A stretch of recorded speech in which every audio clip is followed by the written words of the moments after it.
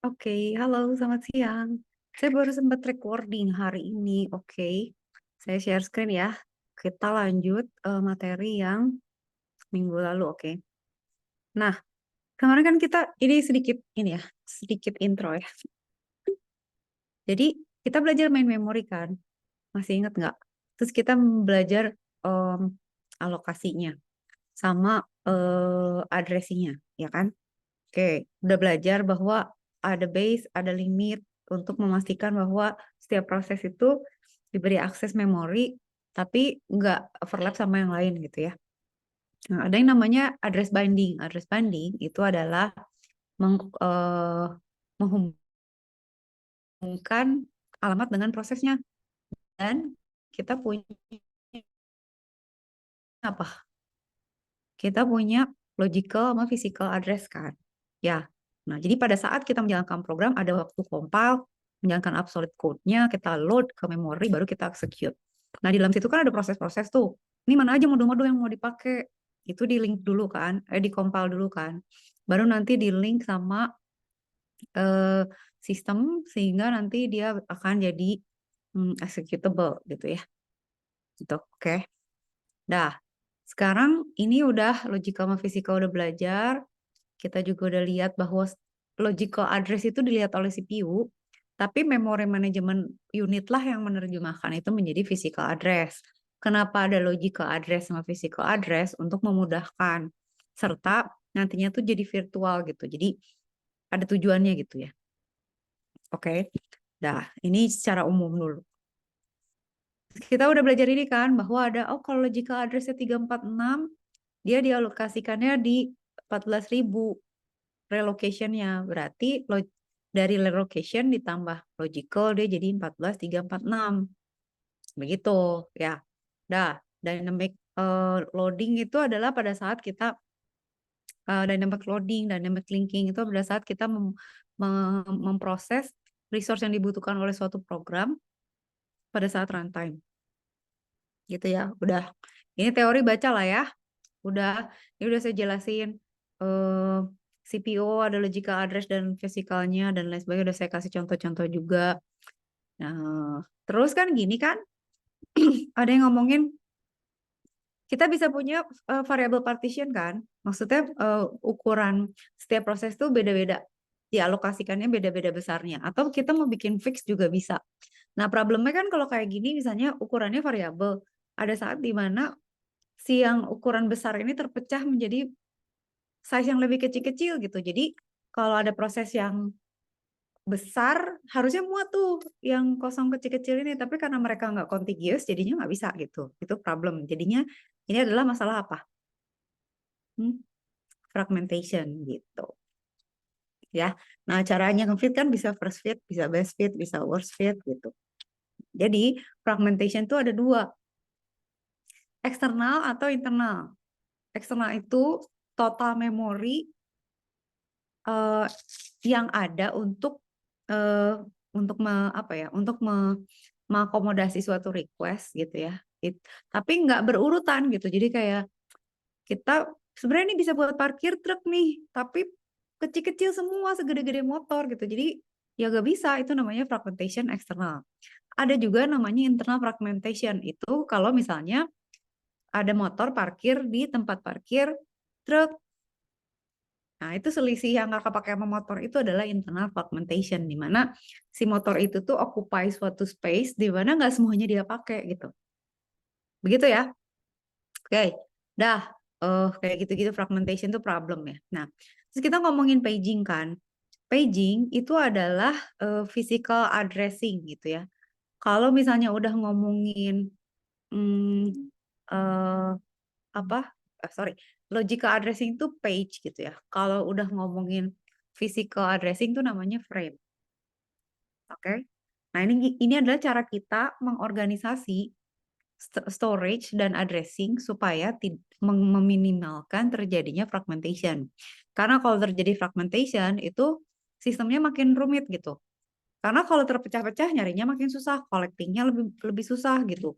Terus apa namanya assigning assigning tempatnya juga makan waktu gitu, lebih ribet lah gitu ya.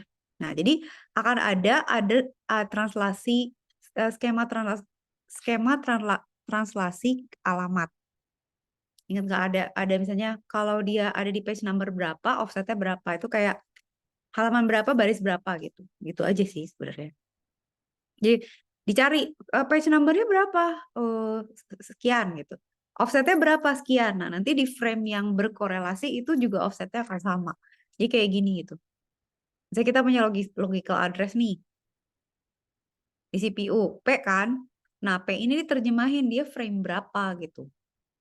Si P segini tuh ada di frame berapa dengan offset D ini. Nah, kalau frame-nya udah ketemu, di frame tersebut offsetnya pun akan sama gitu. Jadi kayak misalnya dia tuh di sini baris keempat ya, kalau nanti di sana dia di first page. Alright, oke ya, dah. Terus ini ya, jadi ada logical sama physical memory, dan kita akan punya page table gitu biasanya. Ada satu page atau lookup table yang menerjemahkan lokasi dari page di logical memory, letaknya tuh di mana di frame di physical memory. Jadi tinggal lihat ini aja, oh page 0 ada di frame 1, page 1 ada di frame 4, page 2 ada di frame 3, page 3 ada di frame 7, dan seterusnya. Gitu. Oke. Nah, kayak gini nih. Misalnya kita punya logical address, M-nya sama dengan 2, M-nya sama dengan 4. Berarti kalau kita punya page size-nya 4 bytes, 4 gini ya. Dan physical memorinya 32 bytes, ada 8 page. Itu ya nanti tinggal dicek aja. Page 0 ada di 5, tapi sepanjang 4 bytes. Jadi 5. Jadi page sama frame tuh ukurannya sama gitu. Jadi pasti serenteng itu masuk ke ukuran yang sama gitu. Jadi kita lihat ya bahwa page 0 ada di...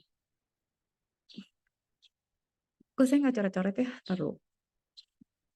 Ini kelihatan lah ya. Page 0 ada di mana? Frame 5. Kok gitu ya?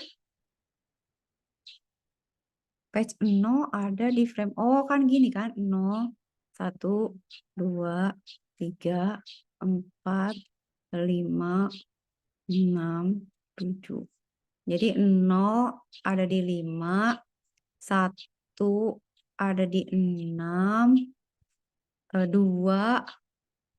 ada di 1, 3 ada di 2. Gitu ya. Oke lah ya. Hari ini tuh agak-agak berat sih ya, tapi oke lah. Kan kalian bisa stop. Kalau udah capek, oke recordingnya di stop dulu. Sip ya. Dah. Sekarang kita lihat contoh ya. Ini minggu lalu belum sempat saya bahas nih. Misalnya kita punya page ya. Page size-nya tuh 2048. Oke. Jadi kita punya kayak tadi ya. Saya mau pakai warna ini.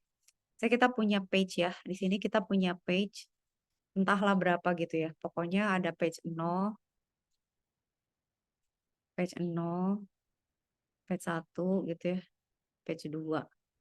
Nah, dia itu ukurannya 2048 bytes.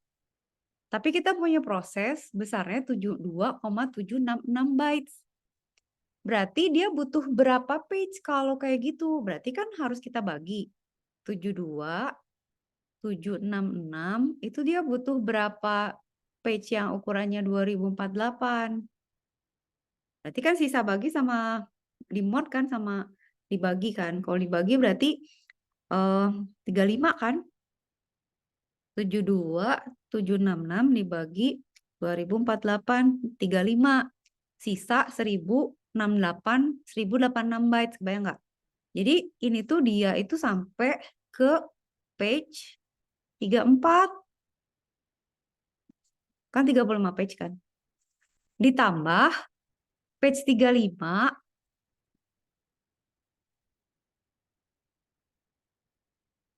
tapi cuman kepake segini. 1086 bytes gitu. Kebayang? Nah, berarti kan kalau gitu yang kepake cuman ini kan. Berarti fragmentasinya gimana cara ngitungnya? Fragmentation itu kan sebesar ini kan. Berarti fragmentation itu adalah 2048. Ini apa? Internal apa eksternal? Internal kan, karena di sini ya. Dikurang 1086. Jadi berapa? Allah, kejauhan. Jadi berapa? 9, 8, kok 8, 6. 9, 6, 2 bytes. Ini adalah internal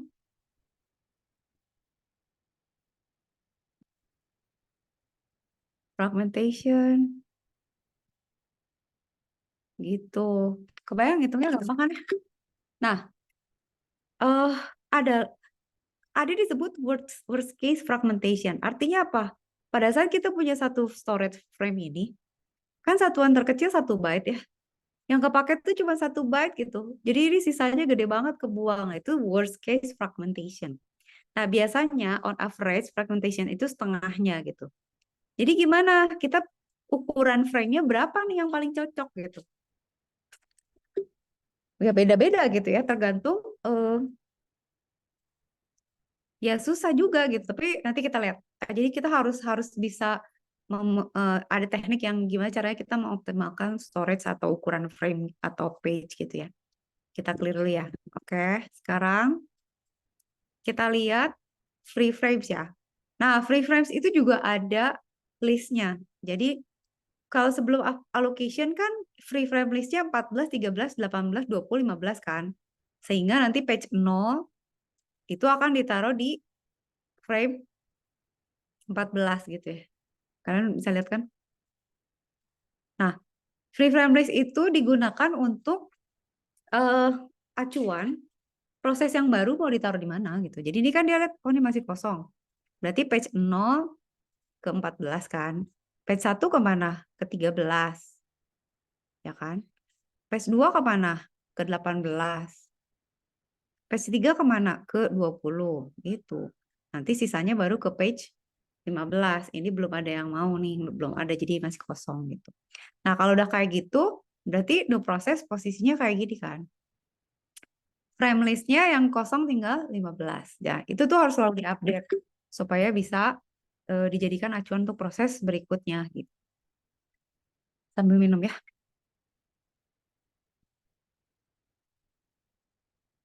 Udah.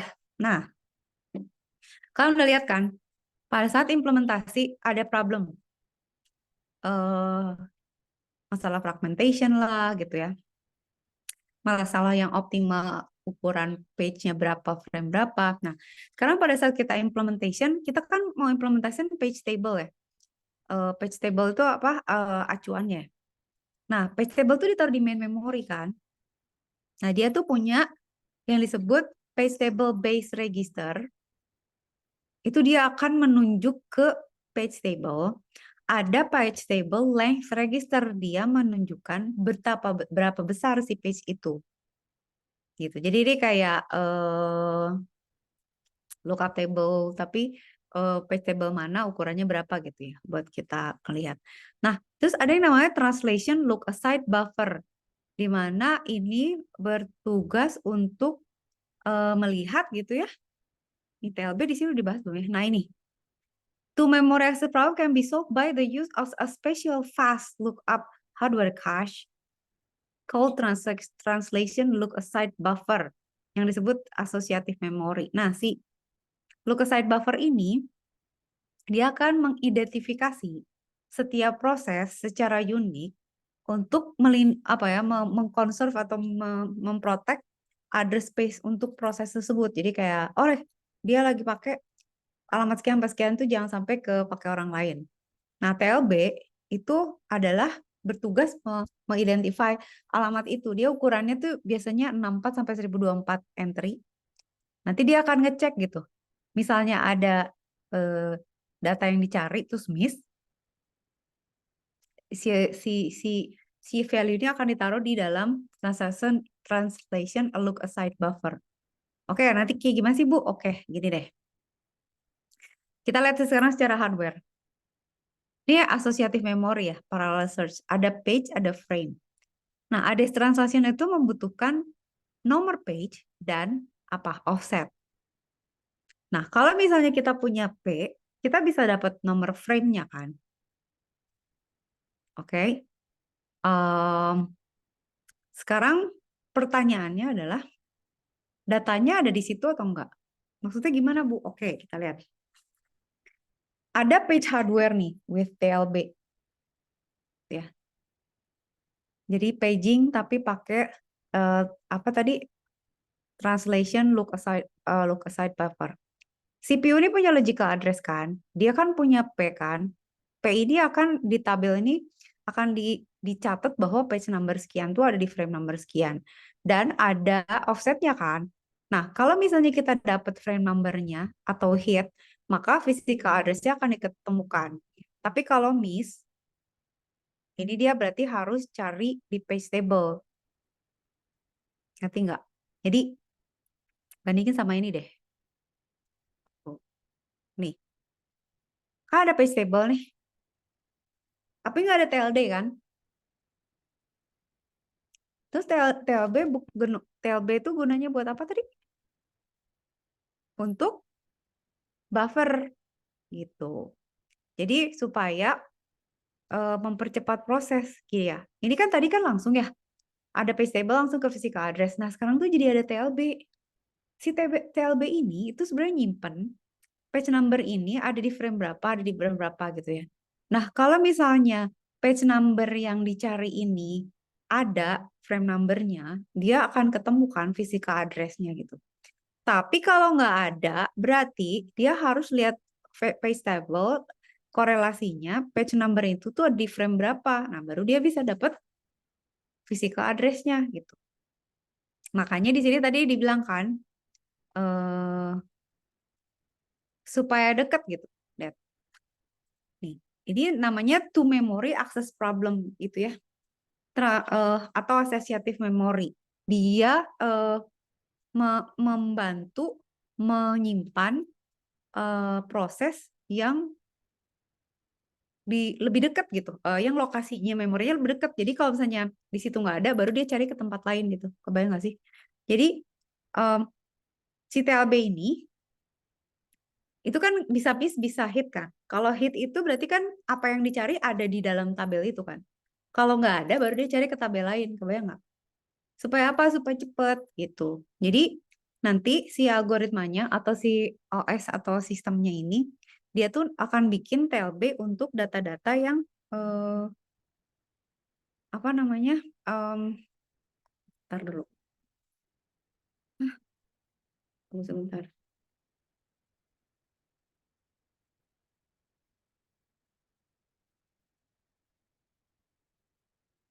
Dulu ya.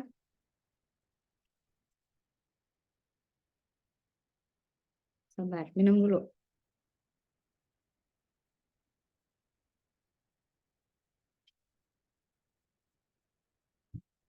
Gitu. Dia ukurannya kecil si TLB ini, tapi cepet gitu. Nah, kalau misalnya nggak ada di TLB, baru dia cari ke sini, ke page table ini gitu. Jadi table TLB itu tuh kayak backup.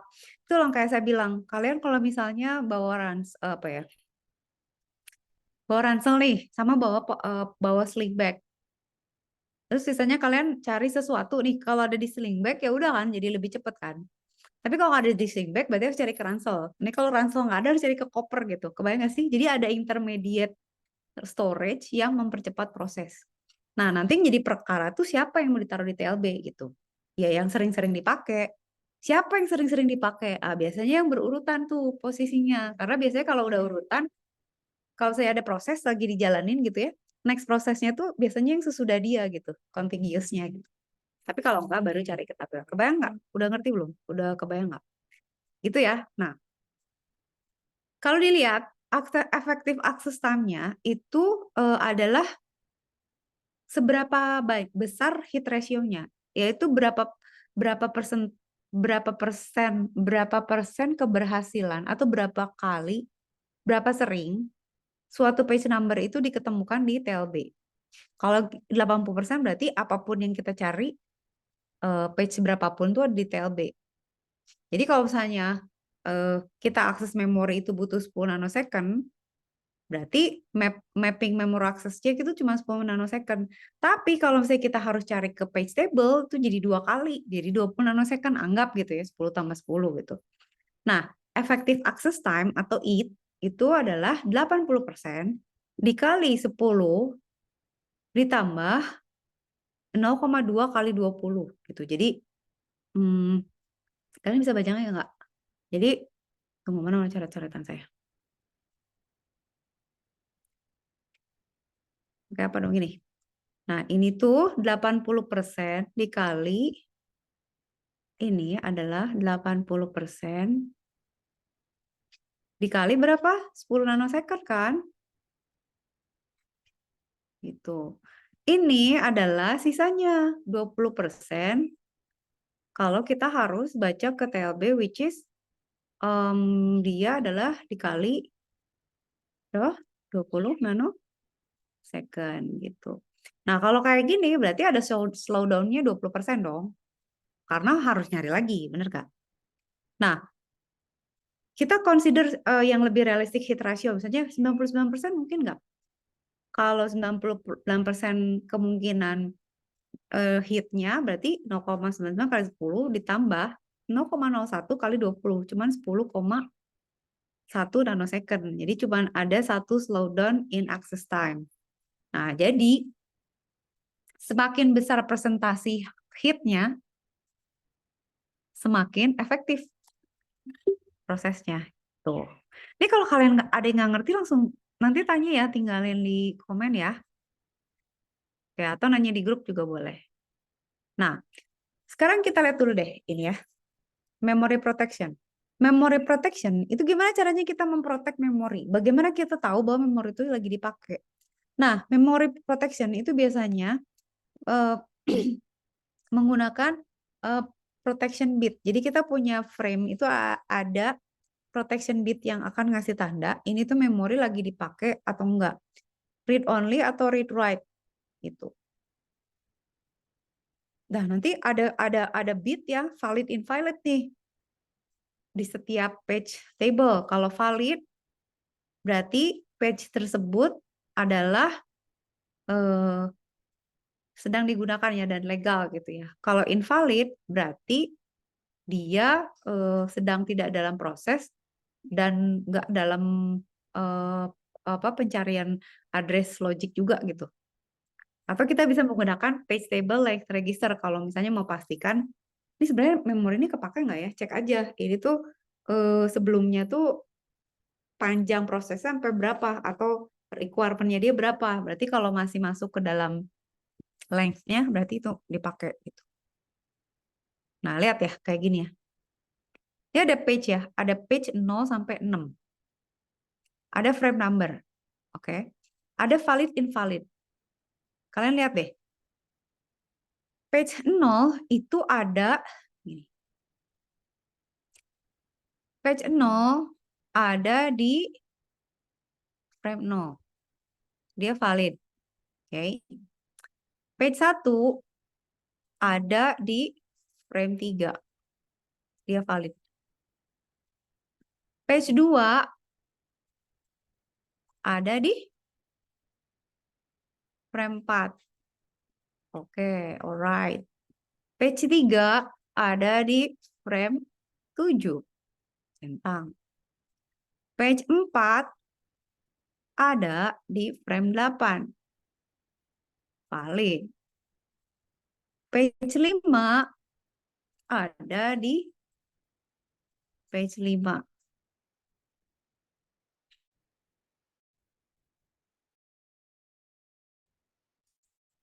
Valid. Terus page nggak ada kan, jadi ini valid, ini invalid. Jadi memastikan bahwa ini tuh kalau dipakai atau enggak gitu. Storage-nya lagi digunakan atau enggak gitu. Kita ngomongin ya. Kan kalau ada beberapa proses kan kita bisa sharing ya. Jadi kalau misalnya ada beberapa kode yang di-share, berarti kan eh, eh, ada satu copy yang dibagi, portnya itu dibagi dengan bagus gitu. Ada prosesnya, compilernya, Windows sistemnya, gitu. Sama kayak multiple thread, tapi menggunakan eh, eh, apa ya eh, proses space yang sama gitu, sama gitu ya. Ini bagus untuk interprocess communication. Boleh atau bisa beda untuk code dan datanya. Mereka proses masing-masing gitu. The page for a private code and data can appear anywhere in the logical address space.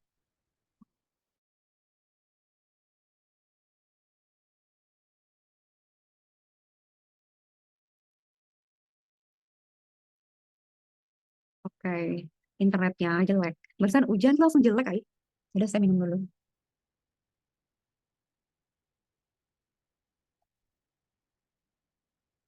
Oke ya. Share page ya. Misalnya gini.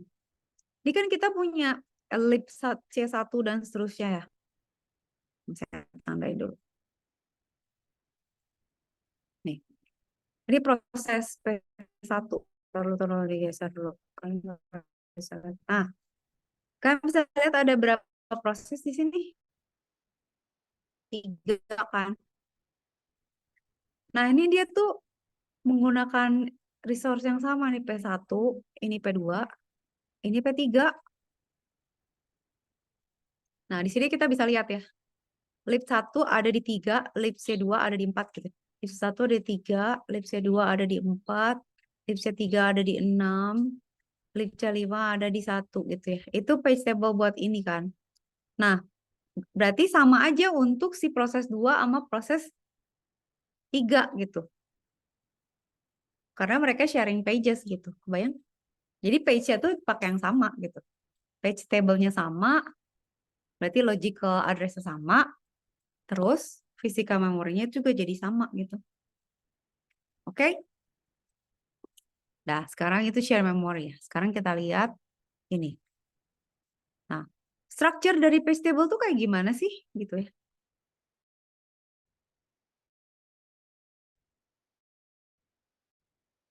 Nah, memory structure of page jadi besar karena dia perlu, katakan misalnya kita punya komputer 32 bit.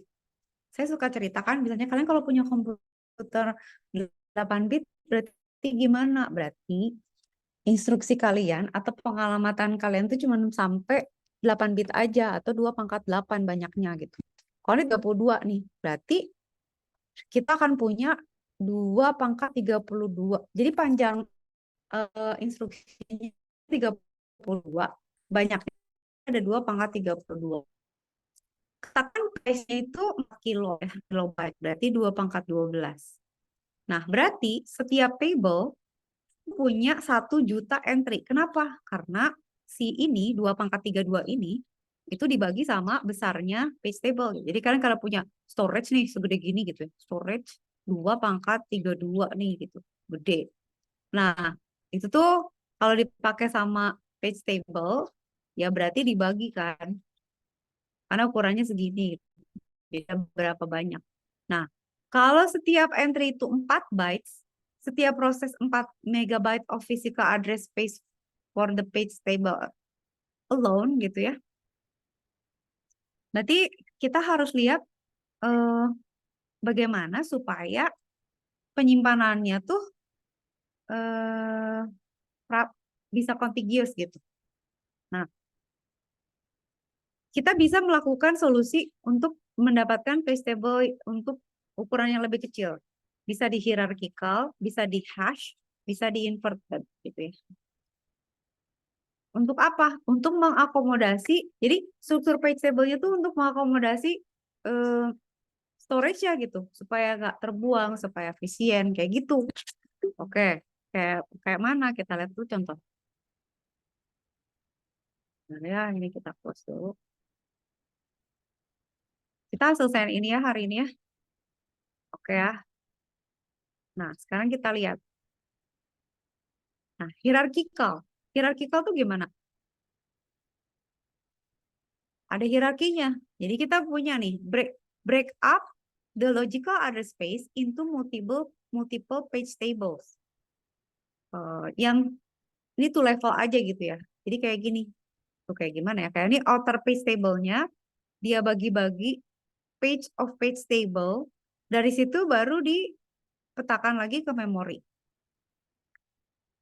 Jadi ada 1 sampai 500, 100 sampai 708 dan seterusnya gitu ya. Jadi kayak 1 di sini, 500 di sini, 100 di situ, 708 di sini, 929 di sini, 900 di situ gitu. Jadi tabelnya tuh berjenjang gitu. Belum kelihatan gunanya, nggak apa-apa. Nah, sekarang kita misalnya punya buat kayak gimana sih cara kerjanya tuh level paging? Misalnya gini, kita punya logical address. Mesinnya 32 bit. Ukuran page-nya 4 kilo. Nah, kita punya page number berisi 20 bit sama page offset berisi 12 bit. Karena page table-nya itu di-page-kan lagi, page number-nya dibagi menjadi 10 bit page number, 10 bit page offset. Sehingga nanti logical address-nya kayak gini. Kita punya page number nih. P1-nya 10, P2-nya 10, page offset-nya 12 gitu ya. Nah, berarti P1 itu adalah indeks untuk outer page table. P2 adalah displacement-nya di inner page table gitu.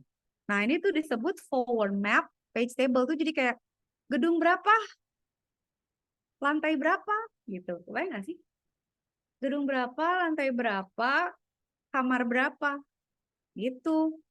Atau ruang berapa. Nah, itu tuh berjenjang gitu. Jadi kayak gini. Outer page table-nya P1.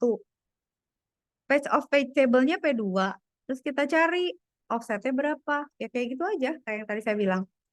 Kamar hotel mana, lantai berapa, kamar berapa. Nah, kalau misalnya kita pakai 64 bit logical address space, tiap page size-nya 4 kilo, nah itu berarti nanti kita bisa punya berbeda gitu. Liatin, kalau 64 bit ya, kalau ini kan kalian lihat ya, ini kan 10, 10, 12 kan, 32 bit kan, 10 buat page masing-masing, page number 1, page number 2, offsetnya 12 kan. Kalau ini, kalau 64 bit, outer page-nya 42, inner page-nya 10, offsetnya 12. Itu.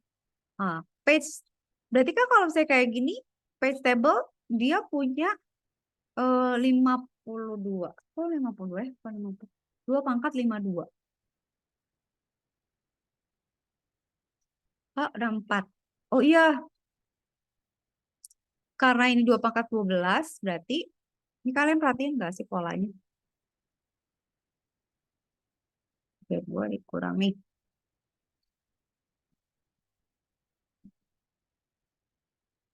Ini 32 bit kan? Ini kan 4K kan? Ya, jadi eh, apa namanya? 32 bit dikurang 12 sama dengan 20 kan? Dibagi 2 untuk P1 sama P2. Jadi 10 P1, 10 P2 gitu. Nah, kalau yang ini, nah ini kita punya 64 bit,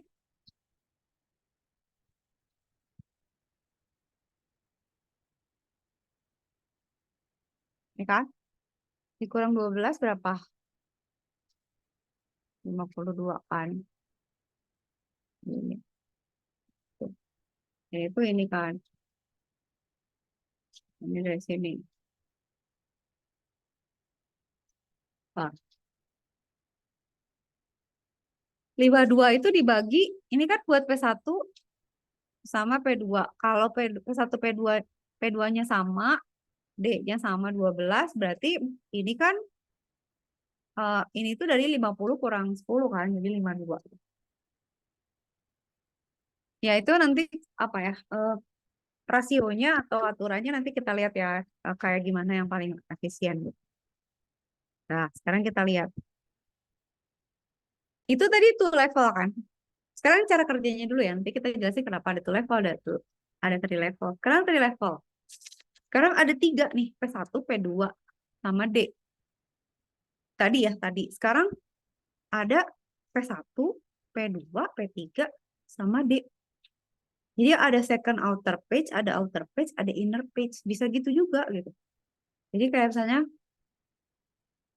eh, gedung berapa, lantai berapa, ruangan berapa, misalnya ruangan berapa, kamar berapa gitu. Jadi ada segmentasinya lagi gitu. Itu udah ya. Ini tuh nanti kita lihat ini paging per level. Ada juga yang hash page tables. Biasanya dipakai untuk address space komputer yang di atas 32 bit. Jadi kita akan bikin virtual page number yang di-hash ke suatu table gitu.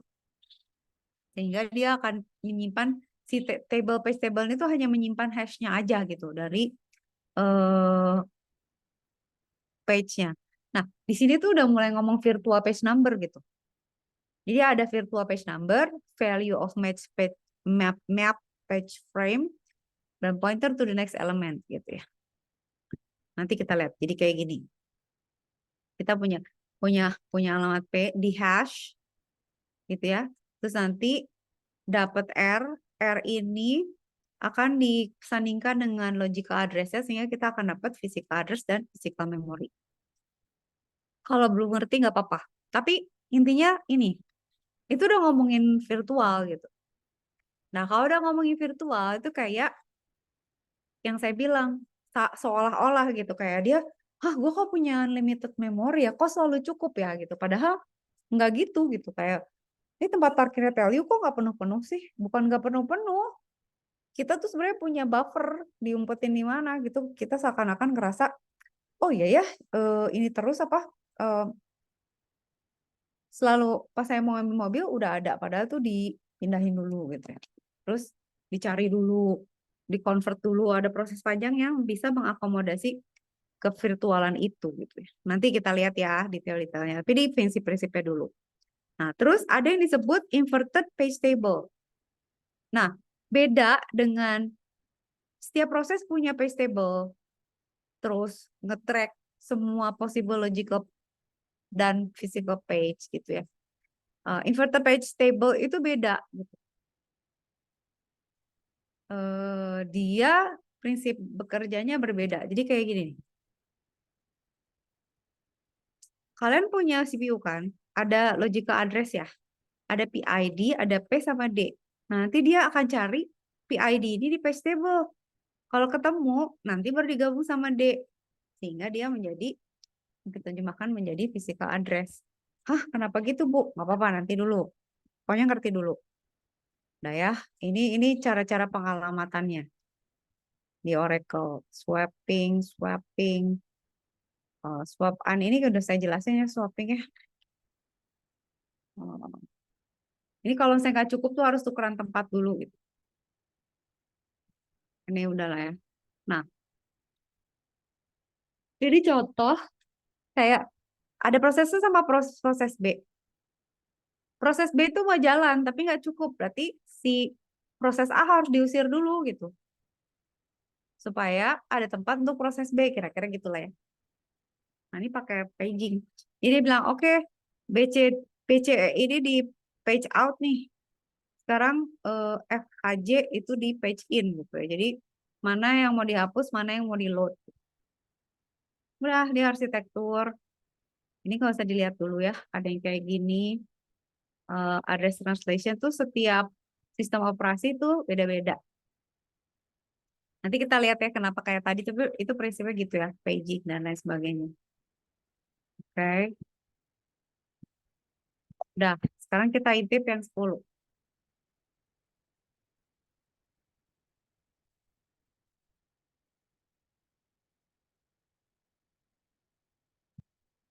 Nah, ini.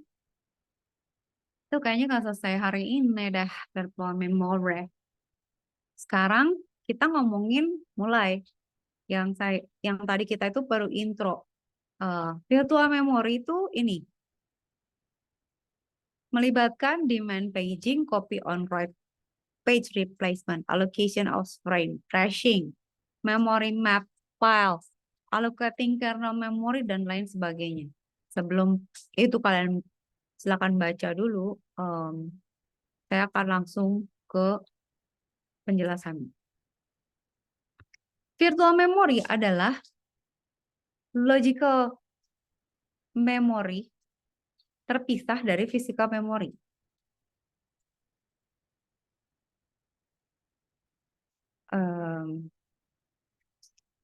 Gunanya apa? Untuk memberikan ilusi atau apa ya, seakan-akan gitu ya, si sistem ini tuh punya sistem punya storage yang sangat besar dan sangat cepat. Gitu. Jadi ini tuh padahal permainan ya ada swapping lah, ada apa? Kita optimasi manajemen page frame-nya lah dan segala sebagainya gitu. Jadi virtual memory itu implementasinya tuh bisa macam-macam. Bisa pakai demand paging, demand segmentation, pokoknya itu prinsipnya. Sekarang kita lihat. Virtual memory that is larger than physical memory. Jadi dia seakan-akan besar banget dan cepat gitu. Jadi si virtual memory ini akan di mapping ke physical memory. Lihat, virtual memory-nya lebih gede gitu daripada physicalnya. Itu kayak tempat parkir retail itu udah 5.000 gitu. Padahal kenyataannya ini cuma 1.000. How come? Iya, 4.000 lagi nyewa sekitar-sekitar. Cuman ada mekanisme apa namanya? Vale yang begitu efisien sehingga orang tuh nggak sadar kalau mobilnya nggak di situ gitu. Tapi pas mereka mau pulang, mobilnya udah di situ lagi. Jadi seakan-akan kayak parkir di situ. Padahal enggak, si valenya yang jago gitu. Vale. Jadi gini, kalian kebayang nggak? Ini boleh nggak saya analogiin ya? Jadi kayak gini loh. Paling gampang nih. Tadi bedanya nih ya. Ini. Sorry. TLB. Ini. TLB itu kayak gini. Misalnya parkir ya. Nah, kalau kita punya stop parkir. Parkir TL itu cuma 1.000. Terus klaimnya ada 5.000 gitu ya. Parkir TL itu cuma ada 1.000. Tapi dia bilangnya ada 5.000 gitu kan. Nah, gimana caranya supaya Stellium merasa bahwa parkirnya tuh 5.000. Padahal secara fisikal tuh cuma segini. Ini tuh logical gitu. Logicalnya tuh jauh lebih besar daripada fisikal. Tapi karena ada algoritma yang berjalan, itu tuh seakan-akan nyata gitu. Nah, caranya salah satunya adalah dengan gini. Kita bikin ini, TLB ini. Jadi tempat parkir sementara, kebayang nggak sih? Jadi dia itu selalu berisi mobil-mobil yang akan keluar misalnya segera gitu. Jadi gini, anggap saya dosen ya, saya. Oh, dia tahu. Misalnya, oh kalau misalnya kita punya cuma 1.000, yang parkir di sini itu cuma yang kira-kira cuma sebentar aja gitu. Yang dia parkir ngambil ATM atau dia parkir misalnya cuma ngajar sejam atau misalnya cuma ke masjid atau cuma ngambil berkas terus dia pergi lagi. Biarkanlah dia di sini gitu. Tapi untuk orang-orang yang ngantor misalnya dosen atau apa ya, misalnya 4.000 lagi, ini tuh ditaruh di tempat yang jauh aja gitu. Nanti yang udah kira-kira mau pulang itu ditaruh di sini. Jadi nanti pada saat orang yang mau pulang nih, dia ngecek di tempat parkir sini ada kagak mobil gue gitu. Misalnya ini sistemnya udah punya prediksi gitu. Jadi dia akan tahu eh, mobil mana yang akan keluar berikutnya nih. Atau udah dipredik bahwa mobil-mobil ini tuh kapan keluarnya gitu. Jadi mereka sebelum keluar tuh udah mereka deketin dulu gitu. Nah, TLB kan kalau misalnya nggak pakai kan em, lebih lama ya. Maksudnya ya harus cek dulu misalnya. Oh, saya parkir di mana gitu. Tapi kalau pakai ini bisa ngecek di tempat parkir yang kira-kira most likely orang akan ngambil mobil sekarang, itu ada nggak mobil gue? Kalau ada ya udah dia bisa pulang kan. Kalau nggak ada baru dia cari ke tabel gitu. Baru cari, wah mobil saya belum ada di TLB. Berarti saya harus cari ke tempat parkir beneran ya, atau setidaknya saya ngecek.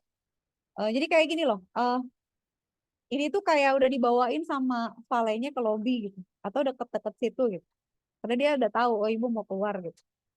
Tapi kalau misalnya kalian ternyata pulang kecepatan, si valetnya belum sempat ngebawain mobilnya mendekat, berarti kita harus ngecek kan, oh mobil saya di mana? Oh, sorry Bu, mobil Ibu lagi diparkir di sebelah sana. Ya maksudnya di kantor kantor kelurahan atau di mana gitu. Baru cari gitu, diambil gitu. Kebayang nggak? Oke, ya, itu analogi saya. Jadi kayak gitu. Ini si virtual memorinya nih 5.000 nih, padahal storage-nya cuma 1.000. Nah, virtual address space itu gimana? Nah, berarti kan harus didesain tuh. Gimana caranya mengatur address yang sebenarnya nggak, secara fisikal nggak ada. Gimana mappingnya? Nah, bisa juga misalnya gini ya, kita punya, terus kenapa harus ada virtual memory? Karena kita bisa jadi dengan virtual memory itu kita bisa sharing resource gitu. Kayak misalnya share library, dia akan men-share apa ya storage yang sama atau memori yang sama gitu. Nah, sekarang kita lihat demand paging. Nah, demand paging itu adalah dia dapat membawa semua proses eh, ke memori. Karena waktu itu kan bisa kan ya kita nggak bawa semuanya, hanya sebagian aja kalau dibutuhkan ada modul baru di-upload kan. Nah, tapi bisa juga kita eh, pakai ini gitu. Bring entire process gitu ya. Nah, tapi ini nanti akan melibatkan swapping gitu. Swapping tuh gitu ya, nuker-nuker space untuk biar prosesnya muat semua berjalan gitu. Nah, demand paging itu tuh kayak gini, kayak yang tadi saya bilang. Semua, misalnya A program nih, masukin semua nih ke memori gitu. B masukin semua gitu. Atau kita cuma bawa aja yang dibutuhkan gitu. Kalau hanya yang dibutuhkan aja, input outputnya lebih rendah, memorinya lebih sedikit, dan lebih cepat, dan bisa lebih banyak orang yang menggunakan gitu. Bayang nggak? Jadi sebenarnya demand paging itu adalah kita mengambil, meload suatu proses hanya yang dibutuhkan aja, supaya space sisanya bisa digunakan untuk keperluan lain atau user lain gitu. Nah, konsepnya gimana? Basic konsepnya itu kayak gini gitu. Kita lihat ini aja ya. Nah, yang tadi kita punya valid invalid bit, di mana setiap frame itu bisa dicek apakah dia valid atau enggak gitu. Kayak gini, yang tadi kayak frame 0 ada di 4, ada nggak bitnya valid? 1 nggak ada, invalid. 2 ada di 6, valid. 3 nggak ada, invalid. 4 nggak ada, invalid. 5 di 9 ada, valid. Jadi eh, kita bisa punya, kita bisa cek ya, eh, page yang kita butuhkan tuh ada di main memory atau udah ditaruh di external memory gitu. Jadi eh, sebenarnya gampang aja, kalau ketemu itu dia valid, kalau nggak ketemu dia invalid. Nah, sekarang kita ngomongin page fault. Page fault itu artinya pada saat dicari tapi nggak ketemu gitu. Nih, misalnya ya reference 1 nih, dia cek I ya, ini operating system. Ini page on baking store. Ini ada free frame ya. Reset page table masukin ke sini, reset instruction plot M. Jadi ini yang kita lakukan kalau filenya nggak ketemu. Kalau filenya nggak ketemu, berarti harus cari ke gudang gitu, atau ke external hard disk. Jadi selalu gitu.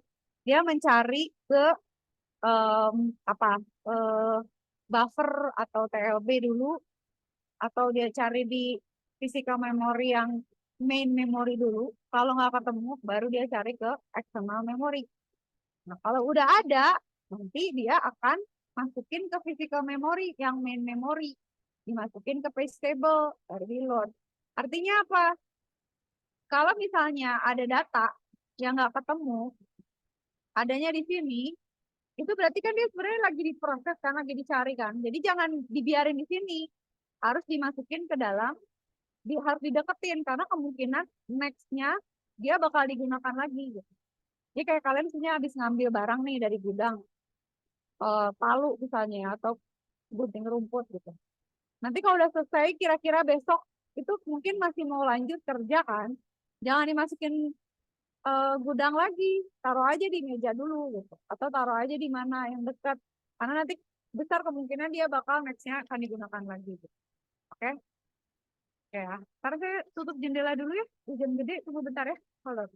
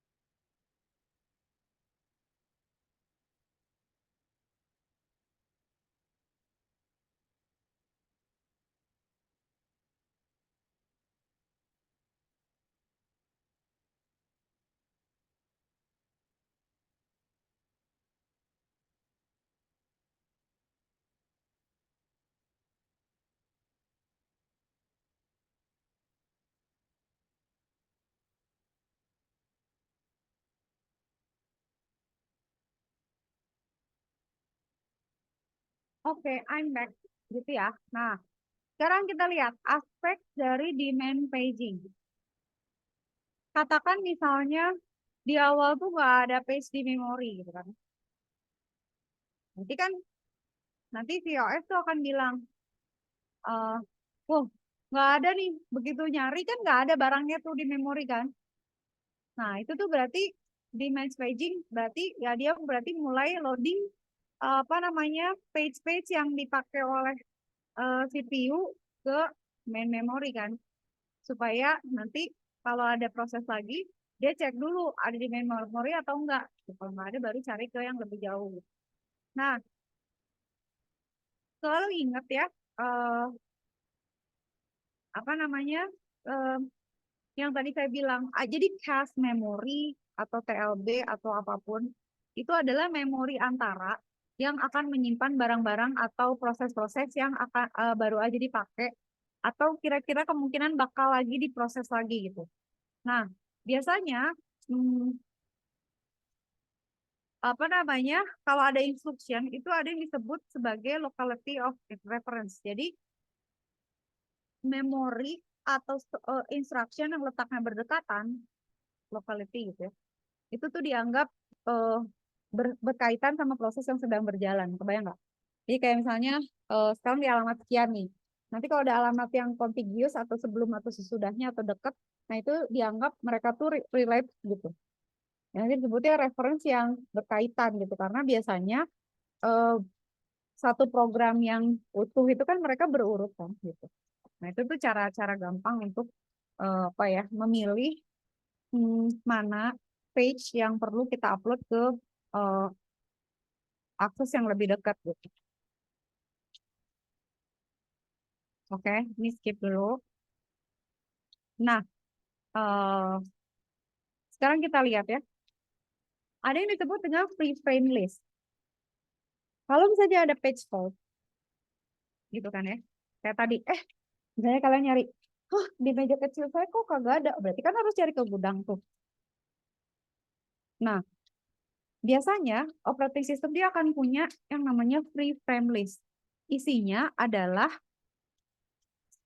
list of free frames untuk menyimpan barang-barang yang nggak ketemu tadinya gitu, kayak yang tadi nggak ada, terus kita taruh di list itu gitu.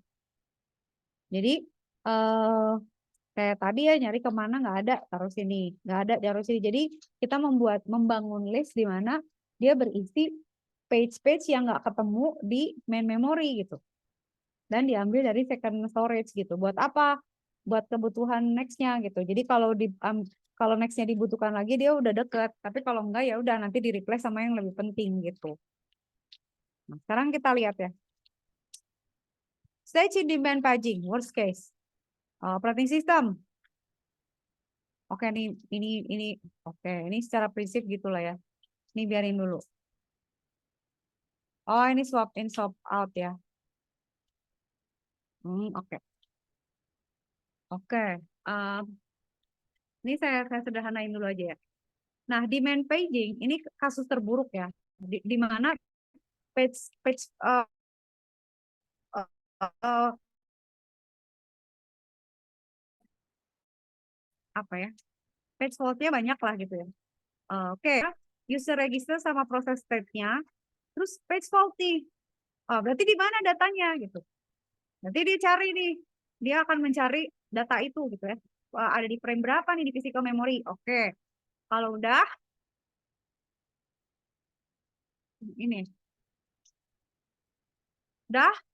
sambil nunggu CPU-nya, ini kan nunggu nih, si CPU kan mana barangnya, bentar bang, saya cari dulu.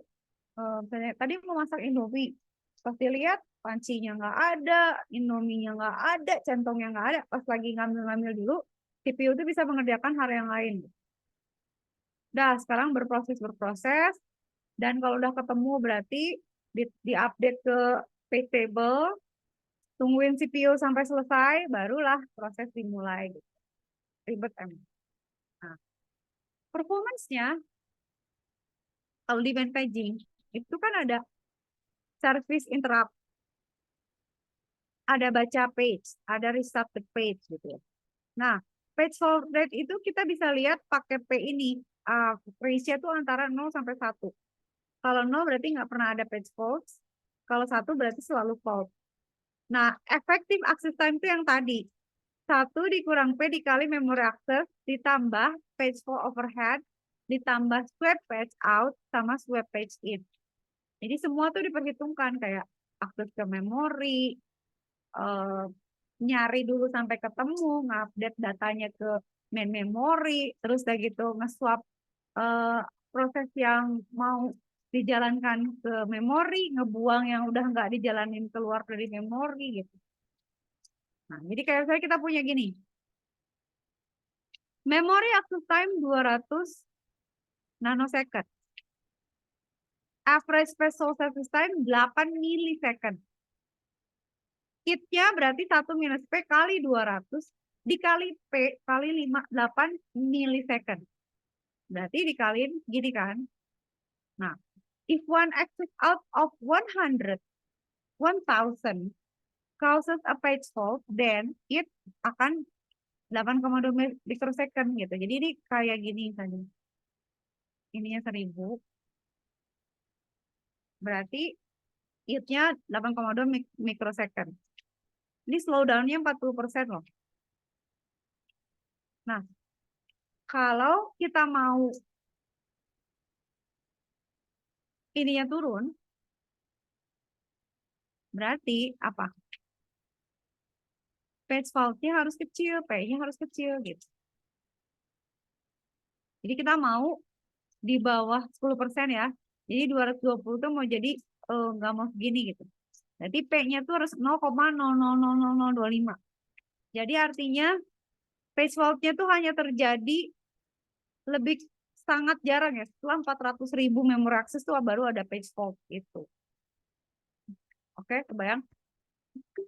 Itu tuh kayak nebak ya, tapi bisa sebenarnya pakai AI atau pakai statistik. Nah, jadi kita tuh bisa mengoptimize mana memori atau mana part of memory atau eh, apa ya page gitu yang memang akan dibutuhkan. Itu bisa dioptimize. Nah, ini copy on write oke nggak ya? After process. Oke, ini nanti aja ya yang modify ini copy biar aja. Sekarang kita lihat ini. Nah, kalau misalnya kayak tadi ya, kayak gini. Kan tadi udah lihat kan, misalnya, oh bukan di sini, kayak gini. Ini kan ada list of free frame ya, di mana kalau kosong, dia ngisi yang masih kosong kan. Kalau nggak ada gimana? Kalau free frame-nya nggak ada gimana? Berarti kan harus ada swap out kan? Atau harus ada yang di terminate, atau ada yang harus ditukar kan? Atau gimana nih gitu. Nah, itu tuh ribet tuh. Kita lihat sekarang. Berarti harus ada page replacement. Di mana siapa yang mau di-replace gitu. Ini kayak gini misalnya. Ini ada BI. Ya, frame ini invalid nih. B ya, kata PC. Gue cari dong proses ini. Si B ini gue cari. Di sini nggak ada B. Nih, invalid. Ternyata B-nya ada di sini. Berarti kan dia harus di-load nih. Tapi ini kan penuh physical memorinya. Gimana gitu. Nah, ini kayak gini juga dia punya frame 7, 4, dan seterusnya. Ini AB. Ini ada di mana? Ada di 7. Valid ya. 1 ada di 4. F ada di 4. Valid. G nggak ada. G ada di sini. Ini invalid nih. Ini invalid. H ada di 5. H ada di 5. Berarti valid gitu. Kebayang nggak sih? Nah, tapi kan pada saat nanti ini mau ditaruh, nggak ada free-nya. Physical memorinya nggak cukup. Siapa yang mau diusir? Nah, itu yang disebut dengan pemumetan page replacement kayak tempat parkir tadi. Cuma ada 10 space buat nyimpen mobil-mobil yang most possible akan keluar. Taunya ada yang request gitu, saya mau keluar. Tapi ini tempat parkir kagak ada gitu. Berarti kan harus ada yang dikeluarin dulu satu. Yang mana? Nah, basic page replacement adalah kita cari ya, kalau ada free frame dipakai. Kalau nggak ada kita pilih victim frame-nya. Nah, milih victim itu terserah. Misalnya apakah ini proses udah terlalu lama di situ atau ini proses udah eh, sekian persen dijalankan atau baru sekian atau gimana gitu ya berdasarkan dia udah sedikit lagi atau masih panjang lagi itu kan ada apanya ya? Ada pertimbangannya setiap OS. Tapi intinya harus cari victim frame, udah gitu dia diusir dulu gitu. Jadi kayak page replacement nih. Kalian lihat ada frame sama invalid invalid kan. Nah, nol nol ini invalid. Kita dulu ya. Ini ya, yang tadi kan. Ini kan tadi victim dilihat, victim berarti disuruh dipindahin ke eksternal atau ya eksternal memori bukan main memory, diganti sama yang ini gitu. Tapi ya ini harus diganti dulu. Berarti yang tadi diusir si victim itu jadi invalid dulu gitu.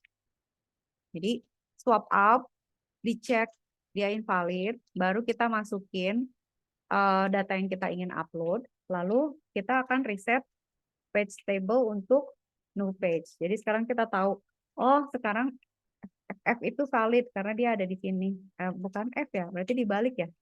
Ini jadi invalid, ini jadi valid gitu. Karena kan ditukar. Jadi ini jadi F jadi nggak ada, tapi si 0 ini jadi valid karena ini si 0 itu diupload ke sini menimpa si fiktif gitu. Kebayang ya? Sambil minum.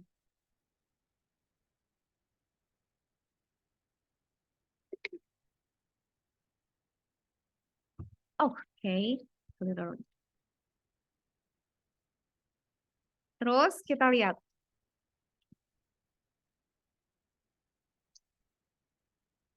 Lalu ini saya taruh dulu.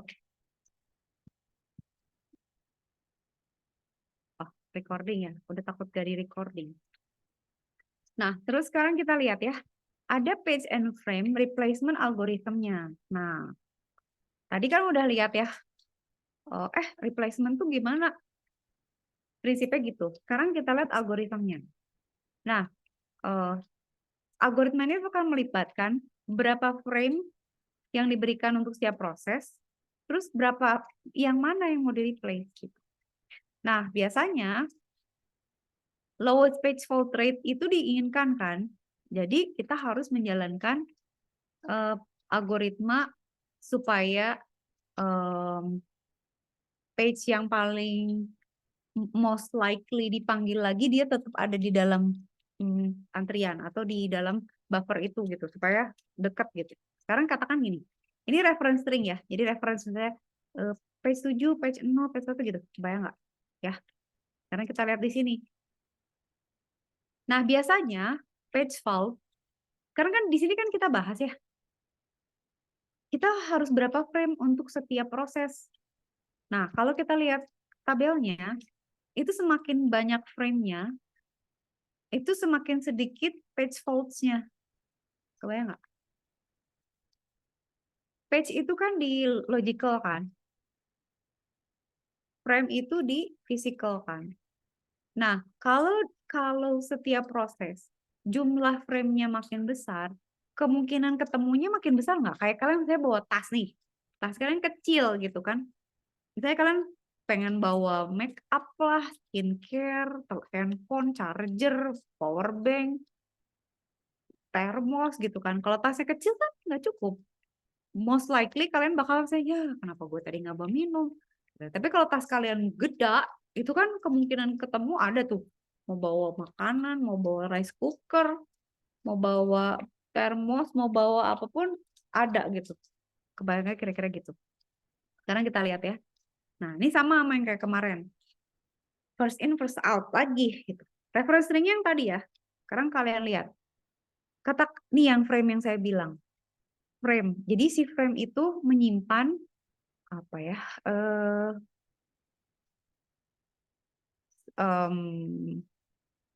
Page-page yang sering dipakai.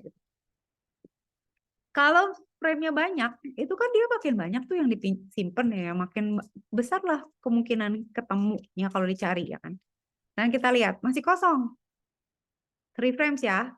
Di pertama kali 7. Oke, 7 masukin. Terus 0 masukin. Terus 1 masukinnya apa sih? Oke. Ini kebayangkan pas masukin ini kamu udah ngerti ya. Ini masuk, ini masuk, ini masuk. Nah, pas ada 2 itu kan nggak ada di sini. Terus siapa yang ditukar? Karena first in first out, ya udah yang first in disuruh out. 7 diganti sama 2. Jadi 2 masuk ke sini. Kebayang? 0 ada. Ini hit, page hit. Jadi ini hit, ini nggak hit ya. Pas cari 2 nggak hit gitu ya. Ini tuh nggak hit ya gitu ya. Page faults itu. Taruh. Oh enggak dong, page faults-nya gini. Salah. Ini kan pada saat nyari 7, 7 nggak ada, page faults nih. Ayo di load berarti. 0 nggak ada, page faults. Load lagi. 1 nggak ada, page faults. Load lagi ke sini biar ada gitu kan ya. 2 nggak ada, page faults lagi gitu ya. Oke. 0 ada, hit.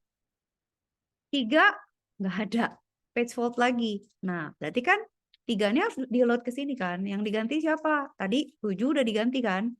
Sekarang berarti 0 yang diganti sama 3. Oke, dah. Sekarang dia cari 0. Lah, 0 kagak ada. Ini fault lagi kan.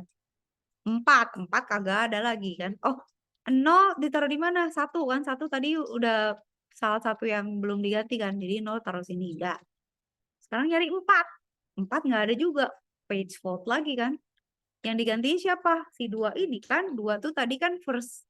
Dibandingin 3 sama 0 kan dia yang paling first. Jadi 2 yang diganti. Dah. Sekarang 2 nggak ada, ya ampun gitu kan ya. 2 nggak ada, ini fault lagi kan, berarti yang diganti yang sekarang 3 ya, posisinya kan naik turun aja gitu. Dah, terus 3 nggak ada lagi, fault lagi, taruh lagi di sini gitu. 0 nggak ada lagi, fault lagi gitu kan ya. Terus 3 ketemu, 2 juga ada, 1 kagak ada karena yang tadi diganti baris yang atas ini berarti 2 yang diganti sama 1. Jadi page fault ya. Ini 2 diganti sama 1. 2 nggak ada, fault lagi. Nextnya diganti jadi 2. Ini 0 ada, 1 ada, 7 nggak ada. Digantiin di 0. Terus 0 nggak ada, ini fault ya. Diganti di posisi 2. Terus 1 nggak ada, berarti posisi 3. Kebayang nggak sih? Kebayang. Nah, kalian lihat ada 15 page fault, salah semua gitu. Jadi banyak yang nggak ketemu. Ini bener kan 15? Coba kalian hitung. 1, 2, 3, 4, 5, 6, 7, 8, 9, 10, 11, 12, 13, 14, 15. Gile. Gitu. Nah, tapi hal ini tuh bisa beda untuk set string yang berbeda gitu. Kalau saya kita punya 1, 2, 3, 4, 1 ini, itu beda lagi gitu. Oke. Terus, kadang-kadang menambahkan frame itu juga bisa menimbulkan yang lebih tinggi. Itu disebutnya Beladis anomali, di mana nambahin frame, tapi page loss-nya malah tinggi. Nah, bagaimana kita tahu umur dari suatu page itu ya kita pakai Vivo aja gitu. Jadi kalau dia udah makin lama di situ, berarti itu replace aja gitu. Yang dia udah pertama kali datang harus dia next-nya yang diganti gitu. Kira-kira gitu. Nah, ini kalau kalian coba kan, misalnya ini kan, misalnya ini ya, kita mau cobain kayak gini. Kita coba pakai warna lain ya. Berarti kan di awal masih kosong kan. Kalau saya cuma 3, berarti ini kan 1. Gitu kan ya. Terus nggak ada kan 2.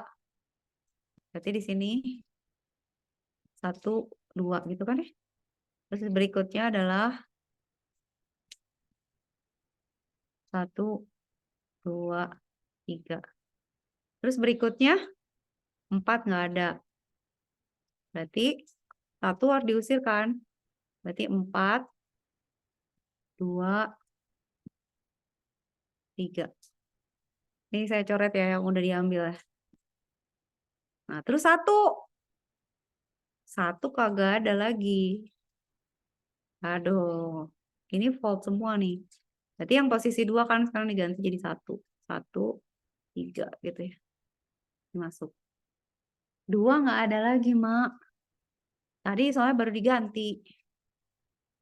Berarti taruh di mana 2? Paling bawah kan? Karena bawah belum pernah diganti ya dia. 4, 1, 2. 2 udah. 5 sekarang. 5 nggak ada. Berarti siapa yang diganti? 5 nggak ada, berarti yang atas. 5 sama aja loh ini faultnya. 5 hilang. 1 ada ya. Ini 1 ada hit. 2 ada hit. Ini hit. Ini hit. Nah, 3 ini mulai kacau lagi nih. Berarti yang diganti yang paling atas. 3 ini udah. 3, 1, 2. 4 nggak ada. 4 nggak ada berarti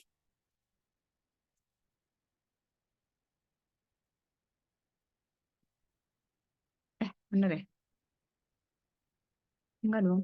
Ini berarti 5. Ini kan yang diganti 5 ya? Berarti harusnya 5, 3 ya di sini ya?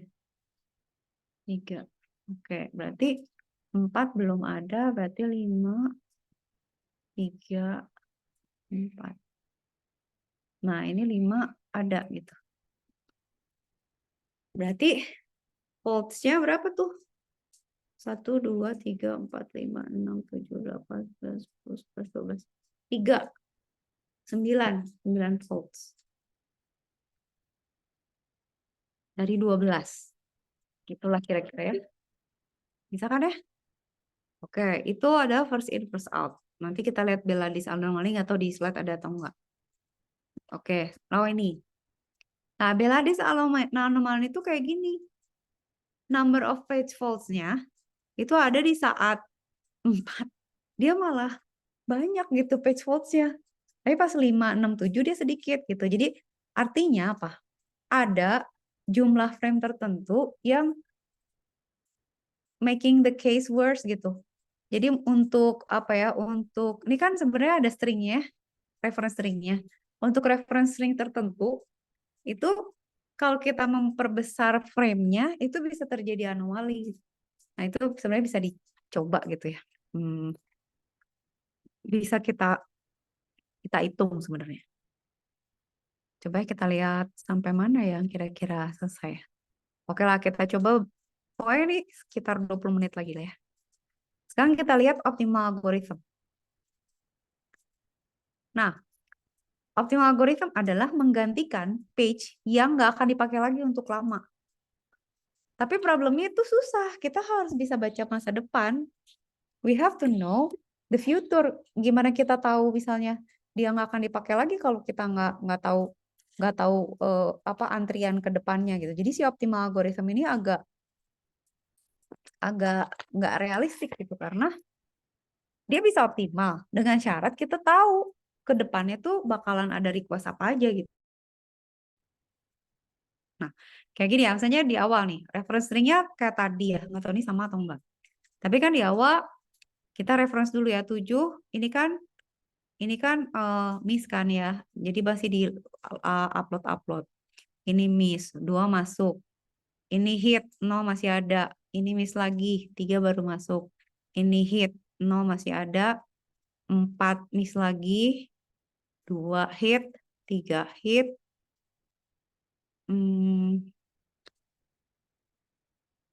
Oh, tapi enggak nih. Naruhnya kalian belum lihat ya. Nah, kita kan tahu ya, misalnya ini kan pada sampai sini kan kita udah tahu ya. Nah, 2 ini kenapa 7 yang diganti 2? Karena di sini tuh udah nggak ada 7 lagi. Jauh banget gitu. 7-nya tuh di sini. Lihatin. Tuh, jauh banget 7. Dibandingin 0 yang akan muncul lagi dan 1 yang akan muncul lagi, yang paling lama bakal muncul lagi kan 7. Jadi yang diganti 7. Terus ini kan 10 hit ya. 0 hit karena masih ada. Nah, ini 3. 3 ini kan juga nggak ada di sini. Kenapa yang digantiin 1? Karena 0 bakal muncul lagi, 2 bakal muncul lagi. 1 tuh baru ada di sini. Jadi 1 yang diganti sama 3. Bayang? 0 nih masih ada. Nah, ini 4. Siapa yang diganti? 2 masih ada di sini. 3 masih ada di sini. 0 itu paling lama nanti munculnya. Berarti 0 ini diganti sama 4. Itu. Oke? Dah. Sekarang 2 masih hit. 3 masih ada. 0 masih ada. 3 lagi masih ada. 2 lagi masih ada. 1 nih nggak ada. Nah, 1 nggak ada, ngegantiin siapa? 2 itu masih akan ada. 0 tuh masih akan ada. 3 ini udah nggak ada. Bablas ke sana nggak ada. Berarti 1 itu dimasukin ke posisi 3. Kemudian 2, 0, 1 itu masih ada di sini. Pas 7, nah 7, 0 masih akan muncul. 1 akan muncul, tapi 2 kan udah nggak ada. Berarti 7 gantiin ke 2. Lihat deh. Hitnya sama miss-nya lebih banyak daripada yang tadi kan. Maksudnya lebih bagus yang ini kan. Berarti kan ini miss-nya itu 1, taruh. Miss-nya 1, 2, 3, 4, 5, 6, 7, 8, 9. 9 miss.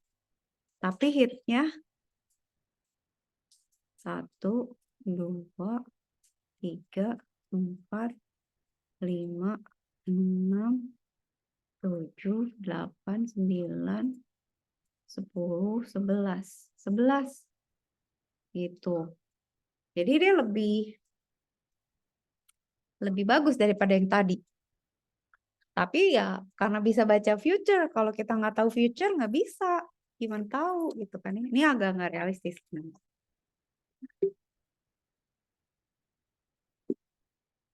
Oke, sampai sini oke ya. Vivo sama optimal algorithm di replacing page udah ngerti ya. Sebenarnya mirip sama kayak waktu scheduling kan. Nah, sekarang ada satu algoritma namanya LRU. Mirip kan sebenarnya sama yang kemarin kita belajar. Kayaknya kita sampai sini aja deh. Nanti second chance minggu depan aja ya. Kita sampai sini ya. Sampai 4 slide lagi.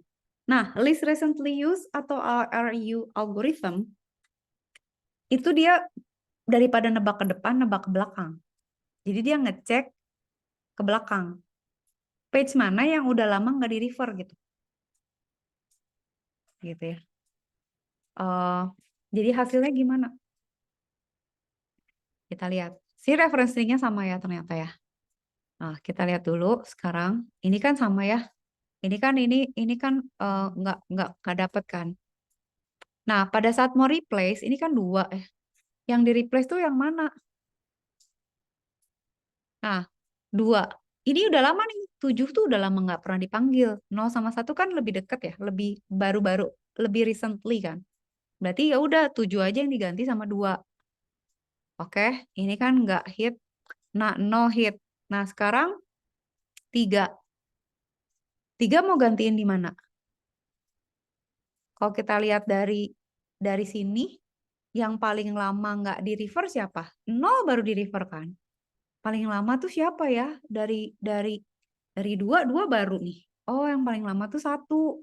Berarti 3 tuh menggantikan posisi 1. Kebayang? Ini 3. Karena si 1 ini udah lama nggak dipanggil gitu. Terus 0 nih masih. Ini kan nggak hit ya. Berarti harus diisi. Ini hit. Terus 4. Nah, 4 itu ngegantiin siapa? Cek aja yang paling di belakang nggak kepanggil siapa? 0 baru dipanggil. 3 baru di sini. 2 lebih jauh ke belakang kan. Berarti 4 nih mengganti posisi 2. Oke. Sekarang ada 2. 2 ngegantiin siapa? Nah, 2 ngegantiin 0 tuh baru di sini, 3 masih udah jauh. Berarti 2 ngegantiin 3. Jadi 402. Sini ternyata ada 3 lagi. Alah, 3 ngegantiin siapa yang udah lama nggak dipanggil? Siapa? 2 barusan, 4 sebelumnya, 0. Berarti 3 ngegantiin posisi 0. Oke, ini juga ini nggak ada yang hit nih. Sekarang 0. Nah, 0 gantiin siapa? 3 sama 2 baru muncul, yang paling jauh 4. Berarti 0 gantiin posisi 4. Oke, ini nggak hit juga. Nah, ini 3 masih ada, 2 masih ada, 1 udah nggak ada nih. 1 menggantikan siapa? 2 sama 3 sama 0. 0 paling jauh, berarti 1 menggantikan posisi 0. Gitu ya. Nah, 2 masih ada, hit. 0 gantiin siapa? 1 baru aja, 2 baru aja. 1 baru aja, 1 ada, 2 ada, 3 paling jauh. Berarti 0 ini menggantikan posisi 3. Oke, gini. Ini masih hit, ada 1 ya. 7 menggantikan siapa? 1, 0, 2 menggantikan posisi 2. Berarti ini hit gitu ya. False-nya ada 12. Lebih bagus daripada Vivo, tapi lebih jelek daripada optimal. Iya, generally oke lah. Banyak digunakan nih LRU algorithm ini. Gitu. Bayang. Jadi kita bisa cari ya first in first out yang udah pertama kali datang diusir sama yang baru, atau pakai optimal tapi harus bisa baca masa depan, atau datanya udah dikasih dari awal so bisa prepare, atau kita malah nge-refer ke belakang gitu. Jadi data yang nggak pernah dipanggil-panggil lama udah aja diusir gitu.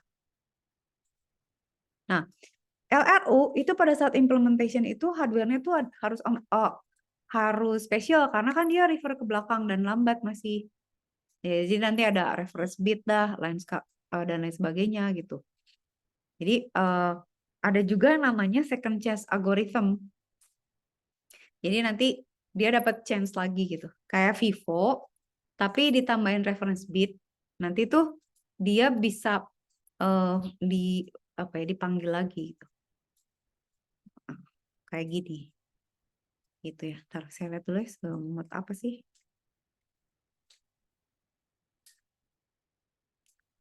Wow, wow, wow, wow. Oke.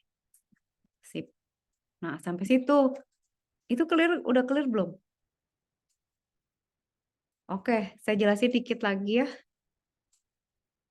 Sampai sini aja, second chance aja ya, itu sudah.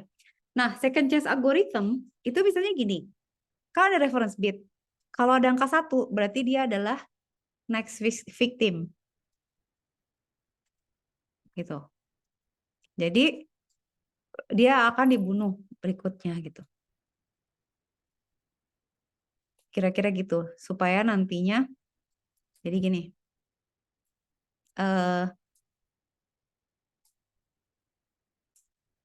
Ntar gimana ya?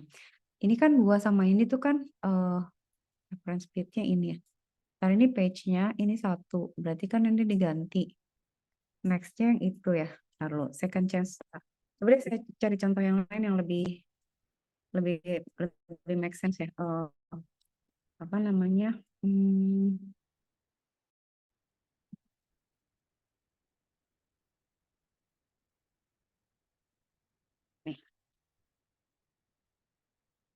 Ini kayaknya lebih bagus deh.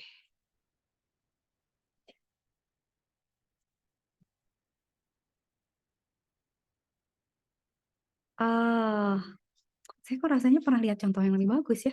Kita harus cari dulu ya. Image ada nggak?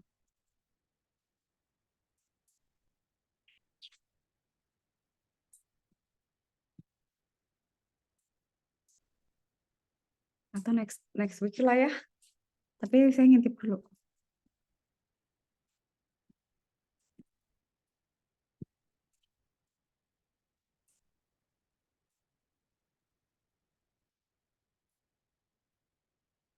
Waktu itu saya nemu deh. Gampang gitu loh.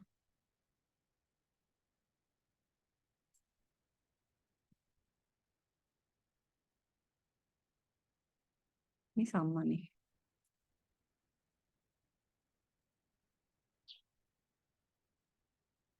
Nah ini nih. Tunggu. Tapi dia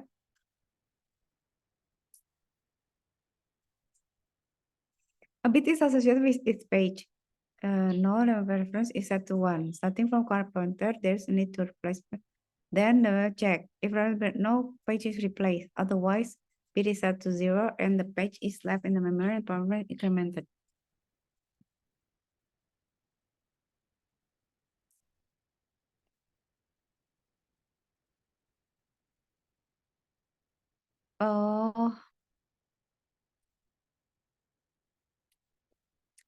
Oh, gini. Gimana ya ngejelasinnya?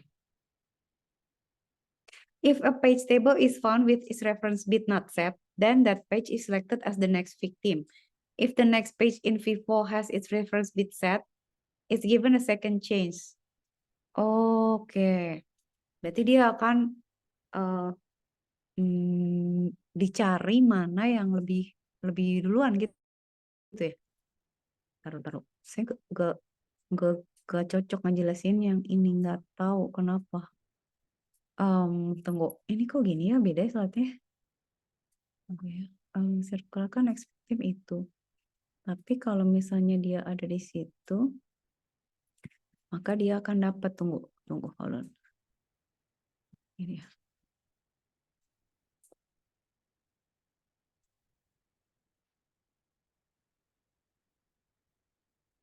Oke, gini deh. Biar nggak bingung ya, nanti kita lihat ini ya. Tapi gini, basically second chance algorithm itu dia punya indikator. Jadi ada reference sama ada modify bit. Jadi ada bit yang harus dilihat.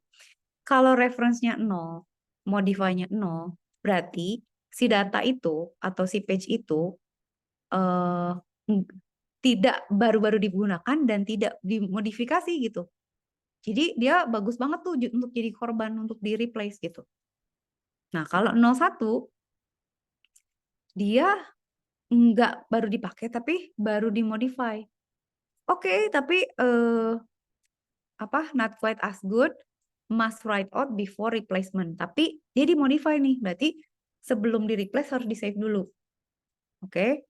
Nah, yang ini 1.0 itu artinya dia baru aja dipakai, tapi belum pernah dimodifikasi. Ini bakal kemungkinan dipakai lagi nih dalam waktu dekat gitu, karena baru aja dipakai gitu. Kalau 1.1 baru dipakai dan baru dimodify, pasti kemungkinannya bakal dipakai lagi gitu. Dan harus ditulis gitu, harus di write. Kalau misalnya dia mau di replace harus di save dulu gitu.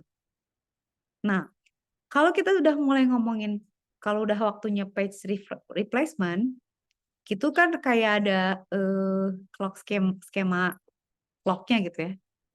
Nah, dipilih tuh yang punya hierarki seperti ini. Jadi kayak misalnya kalau ada 00 ya yang disikat 00 dulu. Gitu.